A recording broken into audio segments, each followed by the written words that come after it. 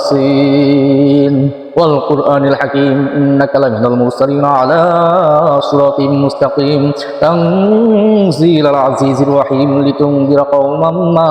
أنذر آباؤهم فهم غافلون لقد حق القول على أكثرهم فهم لا يؤمنون إنا جعلنا في أعناقهم أغلالا فهي إلى الأذقان فهم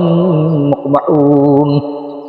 وجعلنا من بين أيديهم سدا ومن خلفهم سدا فأغشيناهم فهم لا يبصرون وسواء عليهم أنذرتهم أم لم تنذرهم لا يؤمنون إنما تنذر من يتبع الذكر وخشي الرحمن بالغيب فبشره بمغفرة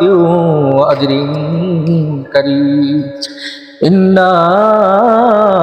نحن نحيي الموتى ونكتب ما قدموا وآثارهم وكل شيء أحصيناه في إمام مبين وضرب لهم مثلا أصحاب القرية إذ جاءها المرسلون